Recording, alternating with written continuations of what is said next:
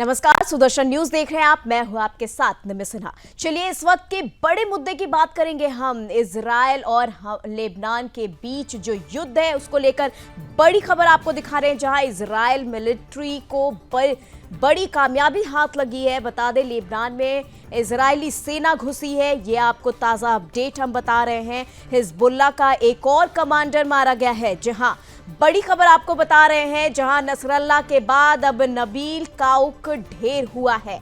बता दें आपको, हिजबुल्लाह के नया लीडर घोषित कर दिया गया है। इजराइल मिलिट्री के हिजबुल्लाह ने नया लीडर घोषित किया है। इसी के साथ हाशिम सफीउद्दीन को लीडर बनाया गया है। जी हां, हाशिम सफीउद्दीन को नया लीडर बनाया गया है और नसरल्लाह का चचेरा भाई है सफीउद्दीन, ये बताया जा रहा है। बड़ी खबर आपको बता रहे हैं, इजराइल और लेबनान की युद्ध से जुड़ी बड़ी खबर, जहां आज भी लगातार इजराइल का हमला जारी है। हिजबुल्लाह ने नया लीडर घोषित कर दिया है, नसरल्लाह का चचेरा भाई बना है। और बता दें आपको, हाशिम सफीउद्दीन जिसका नाम है। इजराइल और लेबनान के बीच युद्ध अभी भी लगातार जारी है।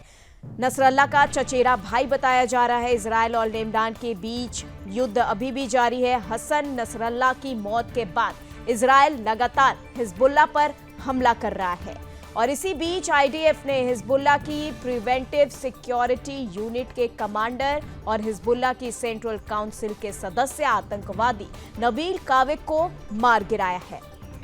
इसी के साथ आपको ये भी बता दें कि आईडीएफ ने एक बयान जारी कर कहा है कि अमन के स्ट्रीट निर्देशन में वायुसेना के लड़ाकू विमानों ने हमला कर आतंकवादी नबील काविक को मार गिराया है। इतना ही नहीं, इजराइल रक्षा बलों ने लेबनान सीमा पर हिजबुल्लाह के ठिकानों को नष्ट करने के लिए छोटे अभियान शुरू कर दिए हैं। वहीं इजराइल में हिजबुल्लाह ने आज सुबह तिबिरियास क्षेत्र में 8 रॉकेट दागे हैं, लेकिन ये प्रोजेक्टाइल खुले इलाकों में गिरे और इनमें कोई हताहत नहीं हुआ, ये खबर आई। इसी के बाद आपको बता दें कि रॉकेटों ने उत्तरी इजराइल के शहर और आसपास के कई कस्बों में सायरन बजाए। ऑनलाइन शेयर की गई फुटेज से पता चला कि कम से कम एक रॉकेट गैलीली सागर में गिरा है। तो बता दें आपको, ये बड़ी खबर हिजबुल्लाह के खात्मे से जुड़ी और इजराइल लेबनान के युद्ध के बीच ये जो युद्ध है आज भी जारी है। आपको बड़ी खबर बता रहे, जहां अमेरिका के रक्षा मंत्रालय ने भी कहा है कि उन्हें नसरल्लाह पर हमले के बारे में पता था। और ये भी बता दें, इजराइल ने ऑपरेशन के लिए लड़ाकू विमानों के उड़ान भरने के बाद उन्हें जानकारी दी थी।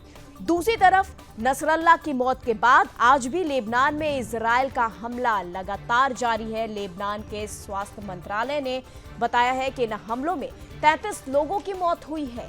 इतना ही नहीं, ये भी बता दें 195 लोग घायल भी हुए हैं। नसरल्लाह को मारने के लिए 27 सितंबर को इजराइल ने 8 लड़ाकू विमान भेजे थे। तो बड़ी खबर आपको बता रहे हैं, जहां पर इनके जरिए हिजबुल्लाह के हेडक्वार्टर पर 2000 पाउंड के 15 बॉम्ब गिराए गए थे। जी हां, अमेरिका में बने BLU 109 बॉम्ब इसका नाम है, जिन्हें बंकर बस्टर भी कहा जाता है। ये लोकेशन पर अंडरग्राउंड तक घुसकर विस्फोट करने में सक्षम होता है और इस तरीके से यहां पर इजराइल के द्वारा लगातार लेबनान पे हमले जारी हैं। तो बड़ी खबर आपको बता रहे हैं, जहां पर आप देख रहे हैं। और ये देखिए, अब आपको ग्राफिक्स के माध्यम से समझाएं, नसरल्लाह खल्लास कौन परेशान। आपको बता दें, यहां पर नसरल्लाह की हत्या के खिलाफ जम्मू कश्मीर में प्रदर्शन लगातार जारी है। जी हां, और इसी बीच महबूबा मुफ्ती का भी बयान आया था। सड़क पर उतरकर लोगों ने विरोध प्रदर्शन किया है जम्मू कश्मीर में। देखिए, इस लेबनान और इजराइल के युद्ध पर जब नसरल्लाह का खात्मा हुआ, उसके बाद हमारे देश भारत में किस तरीके से जम्मू कश्मीर में नाराजगी व्यक्त किया जा रहा है, ये आप देखिए। कुछ लोग ऐसे भी हैं जो कि लगातार आतंकवाद को भी कहीं ना कहीं बढ़ावा देने के लिए जिम्मेदार हैं, कहीं ना कहीं इस पर अपना समर्थन जता रहे हैं। देखिए किस तरीके से लेबनान पर इजरायली हमले हुए। 18 सितंबर की बात, अब 20 सितंबर की बात आपको दिखाई, जहां 70 मिसाइल हमले हुए, 45 की मौत हुई। और 21 सितंबर को 400 मिसाइल हमले हुए, जिसमें 14 की मौत हुई। 22 सितंबर की बात करें, 22 सितंबर में 150 मिसाइल हमले हुए, और इसके बाद 23 सितंबर को 1600 ठिकानों पर हमले हुए जहां 558 की मौत। और ये देखिए बेरूत पर हमला किया गया, 6 की मौत हुई। 24 सितंबर की बात, अब 25 सितंबर जहां बालबेग और बेल में हमला, 51 की मौत हुई। 26 सितंबर पे आइए बेरूत पर हमला हुआ और 5 की मौत हो गई। 27 सितंबर में बेरूत में हिजबुल्लाह हेडक्वार्टर पर हमला हुआ और 6 की मौत हो गई। अब 28 सितंबर के बाद जहां हिजबुल्लाह हेडक्वार्टर पर एयर स्ट्राइक हुआ, हिजबुल्लाह का चीफ हसन नसरल्लाह ढेर हुआ। बड़ी खबर 28 सितंबर की, जहां पर हिजबुल्लाह हेडक्वार्टर पर एयर स्ट्राइक किया गया था इजराइल के जरिए और इस एयर स्ट्राइक में हिजबुल्लाह का चीफ हसन नसरल्लाह मारा गया। जी हां, उसका खात्मा किया गया। 28 सितंबर की ये बड़ी अपडेट हम आपको दिखा रहे हैं और अब 29 सितंबर की भी बड़ी अपडेट आप तक हम पहुंचाएंगे।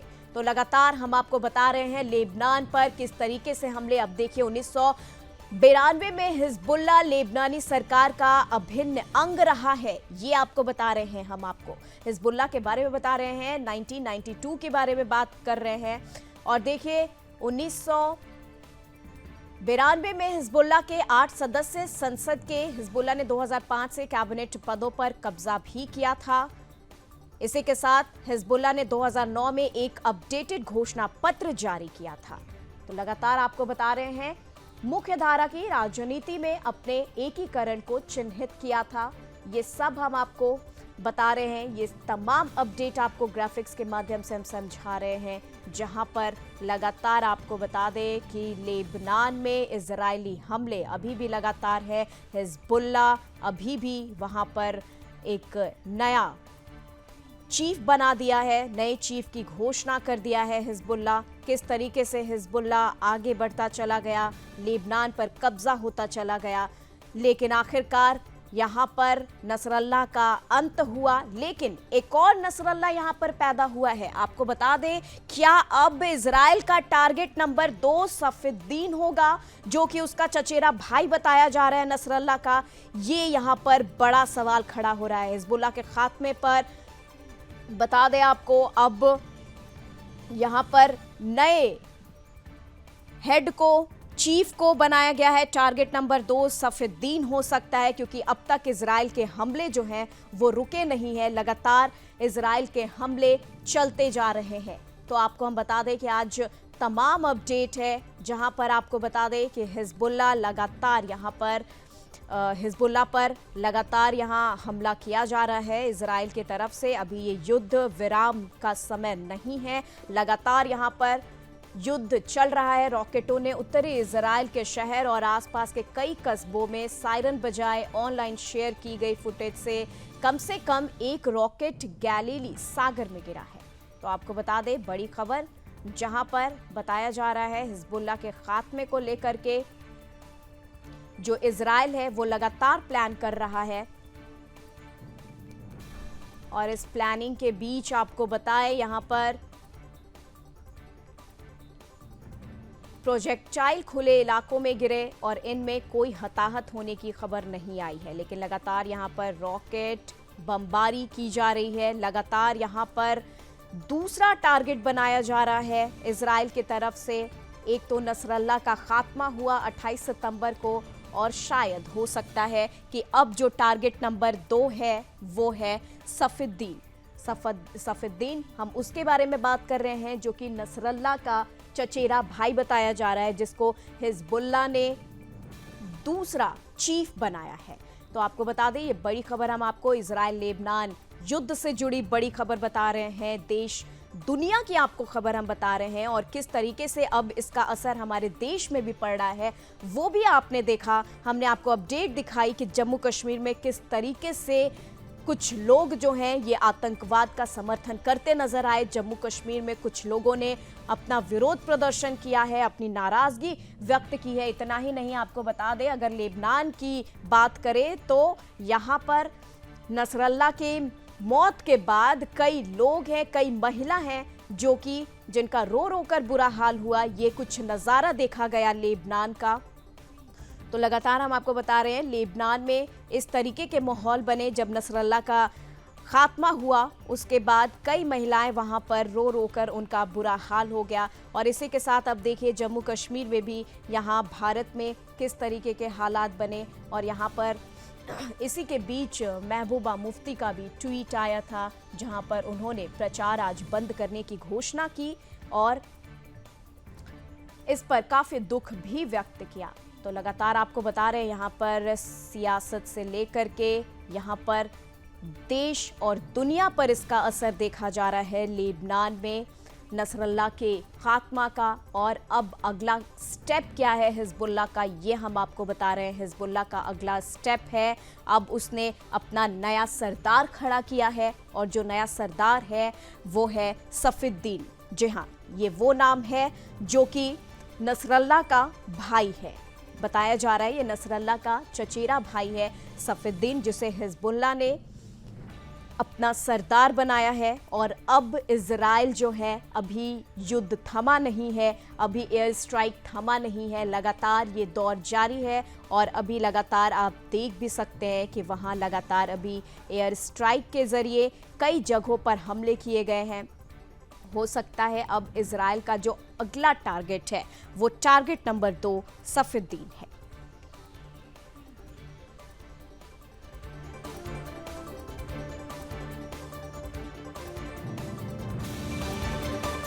हिजबुल्लाह ने आज सुबह तेब्रियास क्षेत्र में 8 रॉकेट दागे। आप देख रहे हैं इजराइल लेबनान का युद्ध, जहां अब टारगेट नंबर 2 सफीउद्दीन हो सकता है। बता दें आपको इजराइल मिलिट्री को बड़ी कामयाबी हाथ लगी है, जहां लेबनान में घुसी इजरायली सेना हिजबुल्लाह का एक और कमांडर मारा गया है। बता दें नसरल्लाह के बाद अब नबील काउक ढेर हुआ है।